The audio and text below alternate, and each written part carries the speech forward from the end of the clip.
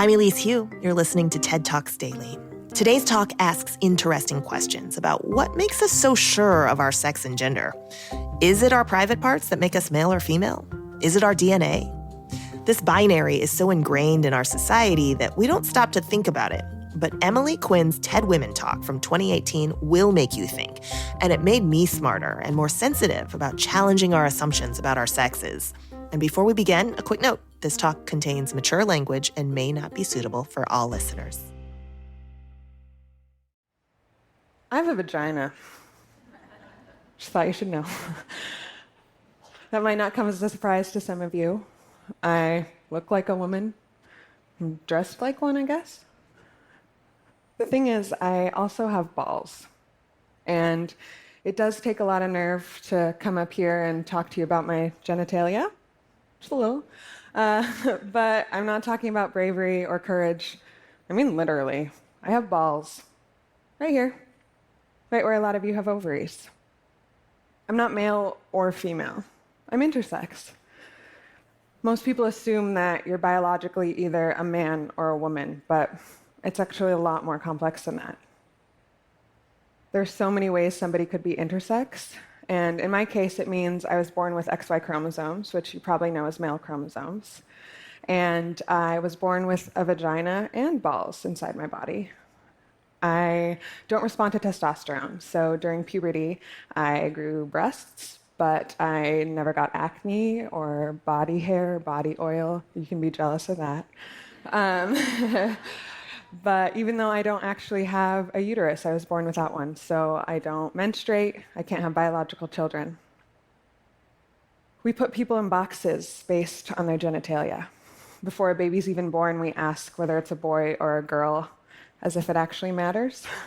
As if you're going to be less excited about having a baby if it doesn't have the genitals you wanted. As if what's between somebody's legs tells you anything about that person. Are they kind, generous, funny, smart? Who do they want to be when they grow up? Genitals don't actually tell you anything, yet we define ourselves by them. In this society, we love putting people into boxes and labeling each other. It gives us a sense of belonging and teaches us kind of how to interact with one another. But there's one really big problem, and biological sex is not black or white. It's on a spectrum. Besides your genitalia, you also have your chromosomes, your gonads, like ovaries or testicles. You have your internal sex organs, your hormone production, your hormone response, and your secondary sex characteristics like breast development, body hair, etc.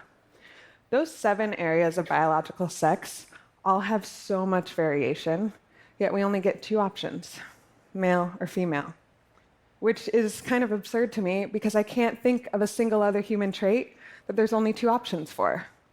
Skin color, hair, height, eyes. You can either have nose A or nose B. That's it, no other options. If there are infinite ways for our bodies to look, our minds to think, personalities to act, wouldn't it make sense that there's that much variety in biological sex too?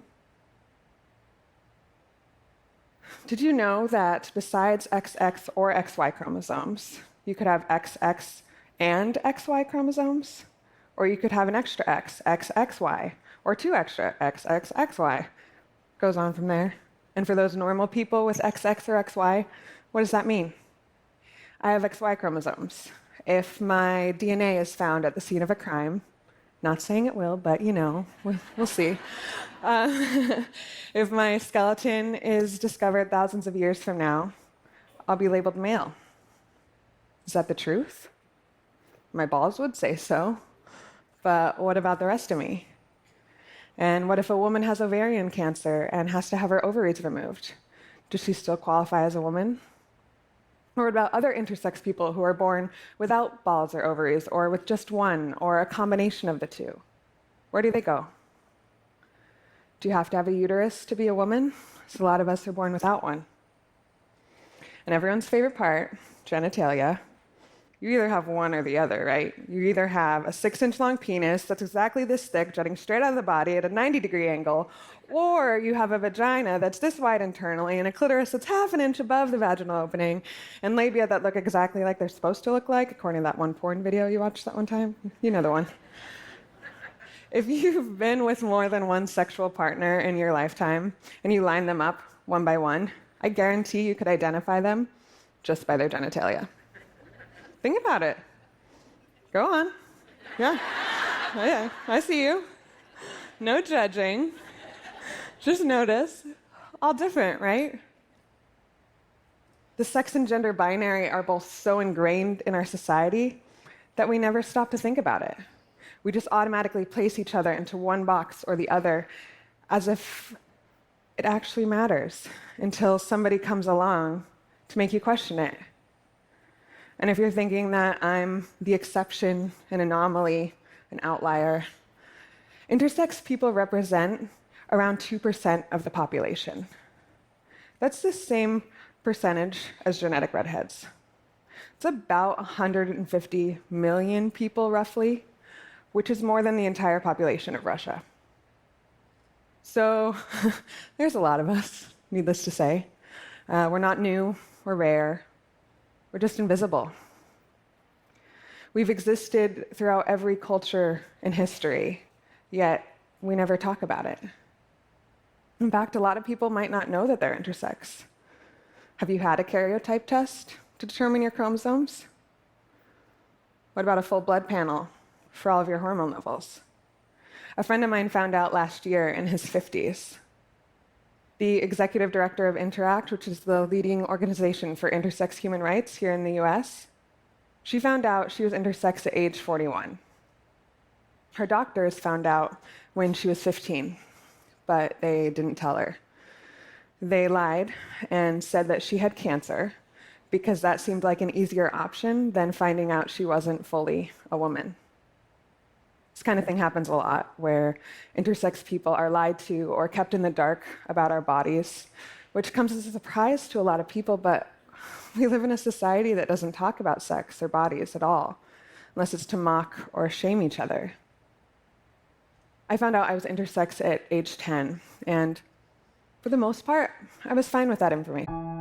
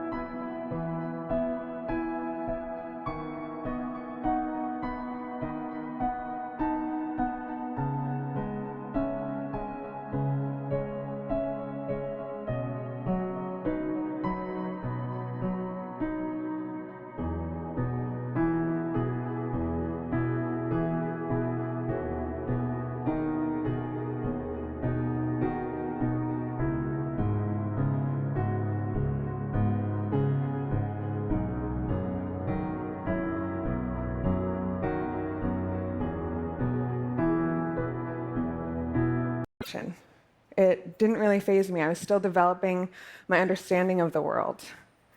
And it wasn't until I got older and realized that I didn't fit society's expectations of me, that I didn't belong, that I was abnormal. And that's when the shame started. How many times have you seen kids play with the wrong toys for their gender? Or try on the wrong clothes? All the time, right? Kids don't have these ideas about gender norm. They don't have shame about who they're supposed to be or what they're supposed to like or love. They don't care about any of this stuff. They don't have shame until we put it on them. I also had doctors lie to me.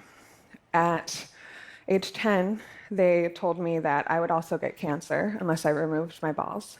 Then they proceeded to tell me that every year until today, there's still doctors who want me to remove them. But there's literally no reason.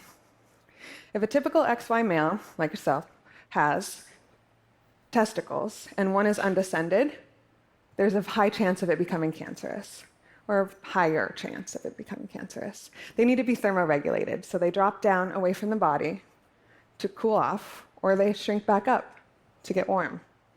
Mine don't need to do that. They're not responding to testosterone. They're not producing sperm. They're fine right here inside my body. Yet, because there's such a lack of information about intersex people, my doctors never understood the difference. They never really understood my body.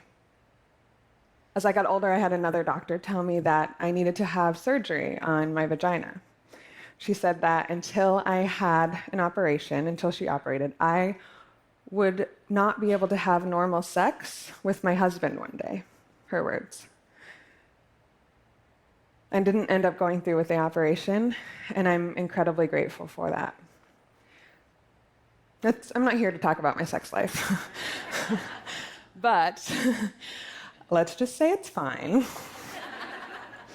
I'm fine. My body is fine. You actually wouldn't be able to tell the difference between me and another person unless I told you. You wouldn't be able to tell that I was intersex unless I told you.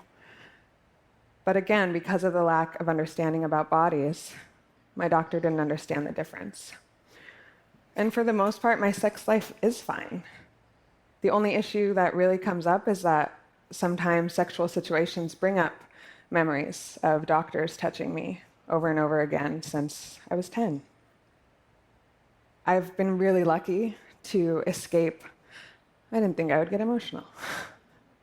I've been really lucky to escape the physical harm that comes from these unnecessary surgeries. But no intersex person is free from the emotional harm that comes from living in a society that tries to cover up your existence. Most of my intersex friends have had operations like these. Oftentimes, they will remove testes like mine, even though my risk of testicular cancer is lower than the risk of breast cancer in a typical woman with no predisposition, no family history.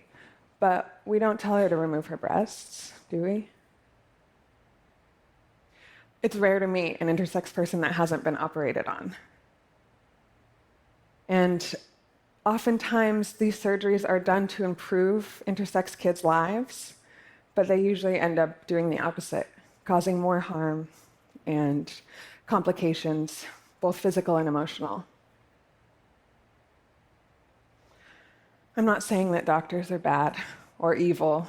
It's just that we live in a society that causes some doctors to fix those of us who don't fit their definition of normal. We're not problems that need to be fixed. We just live in a society that needs to be enlightened. One of the ways I'm doing that is by creating a genderless puberty guidebook that can teach kids about their bodies as they grow up. Not their girl bodies or their boy bodies, just their bodies. We often place unrealistic expectations on the things that our bodies do that are outside of our control. I mean, if one man can grow a full, luxurious hipster beard and the other can only grow a few mustache hairs, what does that mean about who they are as men? Nothing. It literally, most likely, just means that their hair follicles respond to testosterone in different ways. Yet, how many times have you heard a man ashamed about something like this? Imagine a world where we could live in a society that teaches us not to have shame about the things that our bodies do or do not do. I want to change the way that we think about biological sex in this society, which is a lot to ask for. You could say it's ballsy, I guess. But eventually we accepted the world is round, right? We no longer diagnose gay people with mental disorders or women with hysteria. We don't think epilepsy is caused by the devil anymore, so that's cool.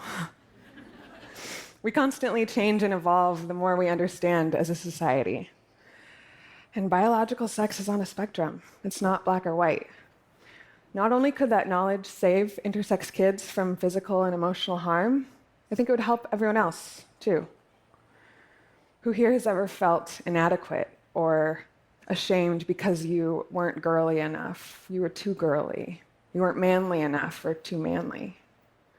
We constantly shame people for not fitting into a box, but the reality is I think we shame others because it prevents them from seeing that we don't fit inside our boxes either.